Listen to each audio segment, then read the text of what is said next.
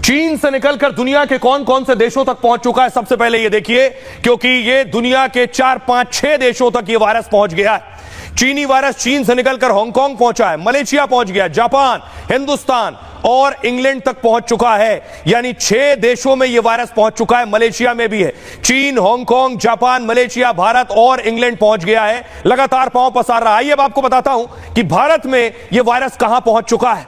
भारत के अलग अलग शहरों में इस वायरस ने दस्तक दे दी है। देखिए जरा भारत के नक्शे में आपको दिखाने जा रहा हूं। खबर मिल रही है गुजरात में एक केस मिल गया इस वायरस का, पश्चिम बंगाल में भी एक मामला सामने आया है एचएमपी वायरस का, कर्नाटक में 2 मामले सामने आ गए हैं इस वायरस के, और तमिलनाडु में भी 2 वायरस के मामले सामने हैं। आपको याद होगा कोरोना के वायरस की शुरुआत भी दक्षिण भारत से हुई थी, वहां से 1 या 2 मामले कोरोना के सामने आए और उसके बाद धीरे धीरे करके ये आगे बढ़ते चले गए और उसके बाद पूरे देश और पूरी दुनिया ने हालात देखे।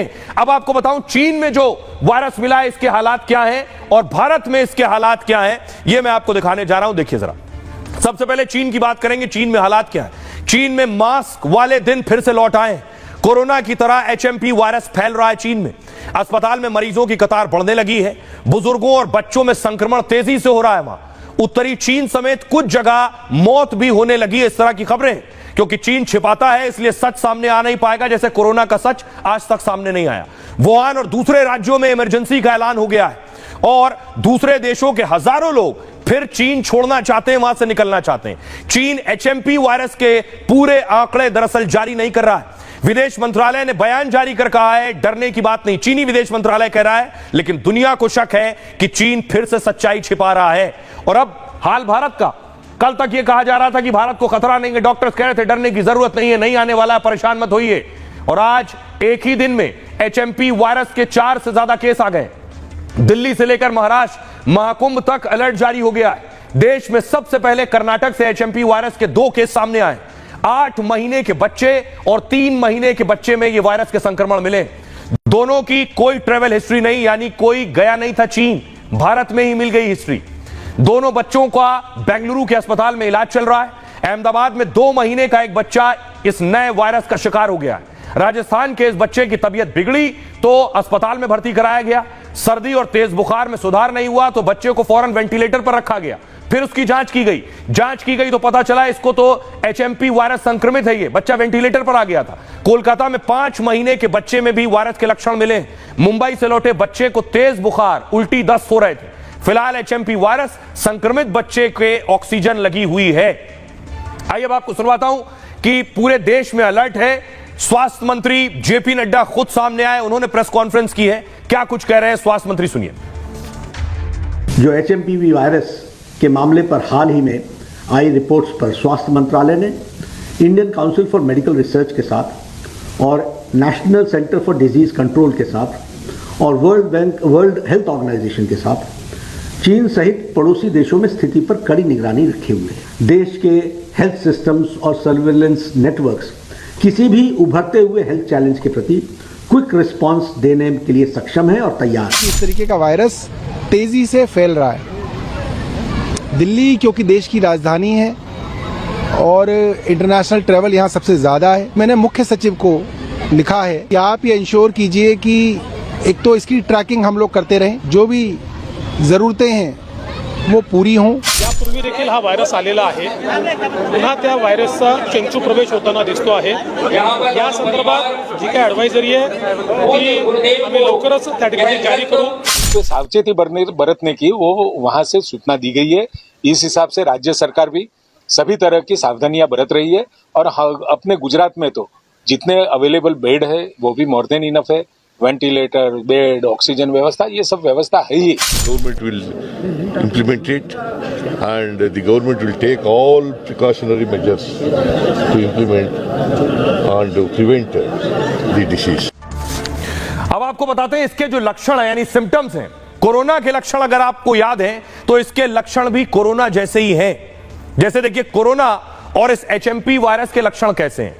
कोरोना में बुखार आता था, एचएमपी में भी बुखार आता है। अगर आपको याद हो कोरोना के लक्षण बहुत घातक नहीं थे, सामान्य स्मेल और टेस्ट जाता था या बुखार आता था, लेकिन वो किस कदर जानलेवा हो जाता था। इसके लक्षण भी सामान्य हैं। कोरोना में खांसी आती थी, एचएमपी में भी खांसी होती है। कोरोना में सांस लेने में दिक्कत होती थी, एचएमपी में भी सांस लेने से परेशानी होती है इस नए वायरस में। कोरोना में गले में खराश होती थी, इस नए वायरस में भी गला खराब होता है। कोरोना में श्वास और गंध का पता नहीं चलता था जब माइल्ड सिम्टम्स हो, इसमें सर्दी और नाक बहना इसके लक्षण हैं। कोरोना में सिर दर्द और सुस्ती होती थी, इसमें शरीर में चकत्ते पड़ जाते हैं। कोरोना वायरस सांस से भी फैलता था, यह भी हवा से फैलता है उसी तरह से। कोरोना में फेफड़े पर ज्यादा असर, सबसे ज्यादा असर फेफड़ों पर होता था, यह भी फेफड़ों को प्रभावित करता है। सांस के जो मरीज हैं उनके लिए और तकलीफ है। चीन से इसकी शुरुआत हुई, चीन ने कभी माना नहीं, यह भी चीन से ही फैल रहा है, चीन मानने को तैयार नहीं। पहले खतरनाक वायरस नहीं लगा जब चीन से इसकी शुरुआत हुई, चीन मान नहीं रहा था, दुनिया को लग रहा था सामान्य सर्दी खांसी जुकाम है, लेकिन 71 लाख जानें चली गई। और इस वायरस के लिए कहा जा रहा है यह ज्यादा खतरनाक नहीं है। दुनिया में 71 लाख मौत कोरोना से हुई है, इसकी अब तक कोई वैक्सीन नहीं बनी है। कोरोना की वैक्सीन आ चुकी है, इस एचएमपी वायरस की कोई वैक्सीन नहीं है। आइए आपके लिए हमारे साथ जुड़ रही है खास मेहमान डॉक्टर स्वाति महेश्वरी, उनसे जवाब लेते हैं। स्वाति जी, बहुत बहुत स्वागत है आपका। मेरा सवाल ये, लोगों में डर और दहशत भी है, हम इसके लक्षण बता रहे हैं, सर्दी जुकाम बुखार, सर्दी का मौसम चल रहा है और सर्दी के मौसम में हर दूसरे आदमी को, तीसरे आदमी को सर्दी जुकाम बुखार है, इसके लक्षण भी वैसे ही है। तो कैसे पहचाने जिसे खांसी सर्दी जुकाम है, ये सामान्य खांसी सर्दी जुकाम है या एचएमपी के सिम्टम्स हैं? लोगों में डर इसी बात को लेकर। शुरुआत के दिनों में ये पहचानना बहुत मुश्किल है कि ये एचएमपी वायरस के द्वारा संक्रमित व्यक्ति है या कोई साधारण फ्लू या कोल्ड कफ इस व्यक्ति को हुआ है, क्योंकि शुरुआत के दिनों में अगर हम देखें तो सर दर्द होना, खांसी होना, गले में खराश होना, नाक बंद होना या नाक बहना, हल्का बुखार होना, इस तरह के लक्षण ही सामने आते हैं जैसे कि आमूमन तौर पर किसी सर्दी खांसी जुकाम के व्यक्ति को होते हैं। साथ ही जो लोग ट्रैवल करके आए हैं उनको भी एहतियात के तौर पर अगर शुरुआती लक्षण इस तरह के दिखाई देते हैं तो एचएमपी की टेस्टिंग करानी चाहिए। वायरस की जांच का तरीका भी बहुत आसान है, जिस तरह से कोरोना की टेस्टिंग की जाती थी बिल्कुल वही तरीका है। इसमें भी आरटीपीसीआर का टेस्ट होता है जिसके लिए नेजल स्वैब या मुंह से स्वैब लिया जाता है, जिससे कि टेस्टिंग की जाती है। वही खून से या हमारे थूक से भी इसमें वायरल कल्चर किया जा सकता है। तो इसका जांच पहले भी भारत में होती रही है, इसके टेस्ट अब उपलब्ध हैं। जी जी जी, स्वाति जी का शुक्रिया। अभी आपको बताता हूं, बड़ी बात यह है कि नई एडवाइजरी जो जारी की गई है खासतौर पर भारत में, जब इसके मामले सामने आ रहे हैं तो देखिए कि चाहे वो रेलवे हो या फिर फ्लाइट्स हो, एयरपोर्ट्स हो या बाजार हो, इनको लेकर एडवाइजरी जारी की। अगली तस्वीर में भी दिखाऊं, दिशा निर्देश जारी किए गए हैं सरकार की तरफ से, कैसे बचना है आपको, खुद को कैसे बचाना है, क्योंकि सावधानी सबसे बड़ा बचाव है। मैं आपको बताऊं इससे कैसे बचना है आपको। कोरोना जैसे वायरस को लेकर देश में खौफ है, स्वास्थ्य मंत्रालय लगातार इस पर बैठक कर रहा है, सभी राज्य इस वायरस को लेकर अलर्ट हो गए। केंद्र सरकार ने एचएमपी पर गाइडलाइन जारी की है, लोगों को चिंता ना करने और सतर्क रहने को कहा गया है। सर्दी बुखार 5 दिन में अगर ठीक नहीं हो रहा है तो डॉक्टर को दिखाइए।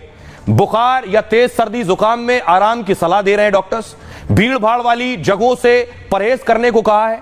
खांसते या छींकते समय मुंह नाक को रुमाल से ढकें, अपने हाथों को लगातार साबुन से साफ करते रहें, बिना हाथ धोए चेहरे या मुंह नाक पर हाथ न लगाएं। संक्रमण कम करने के लिए घर में सही वेंटिलेशन हो, खूब पानी पिएं और पौष्टिक भोजन करें। छोटे बच्चों और बुजुर्गों में दरअसल इम्यूनिटी कम होती है, इसलिए एचएमपी का खतरा उन्हें सबसे ज्यादा होता है। भारत में एचएमपी वायरस के 4 केस बच्चों में ही मिले। बच्चों को लेकर खास सतर्कता बरतने की सलाह है। इस वायरस के इलाज के लिए कोई पक्की दवा नहीं है, इसलिए एंटीबायोटिक या अपनी मर्जी से कोई दवा ना दें। सांस लेने में दिक्कत होने पर ऑक्सीजन सपोर्ट दिलाएं। अब एक सवाल हमारे जहन में यह है, स्वाति महेश्वरी लगातार हमारे साथ बनी हुई है, उनसे सवाल यह है, स्वाति जी मेरा सवाल यह है, हम दर्शकों को बता रहे हैं कि क्या यह कोरोना जैसा वायरस है। सवाल यह है, सबने वैक्सीन ली है, लोगों ने वैक्सीन ली है, क्या यह वायरस हमें वैक्सीन से, कोरोना वाली वैक्सीन से बचा लेगा? क्या यह वायरस कोरोना जितना खतरनाक है, या जब कोरोना आया तो उतना खतरनाक नहीं था, यह वायरस भी म्यूटेट होकर उतना ही खतरनाक हो सकता है?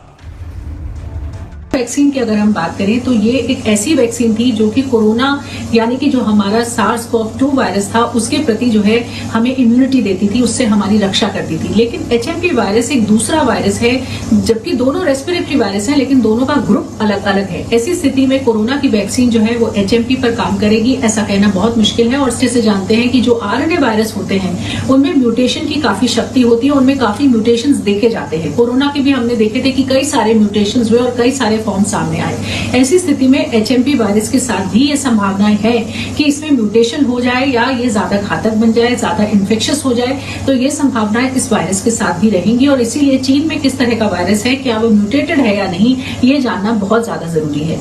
जी बहुत बहुत शुक्रिया डॉक्टर स्वाति महेश्वरी आपका। डॉक्टर स्वाति का कहना है बेशक कोरोना की तरह कहा जा रहा हो, कोरोना में भी शुरू में कहा गया ये बहुत घातक नहीं है, लेकिन उसने अपना रूप और शक्ल बदला और खतरनाक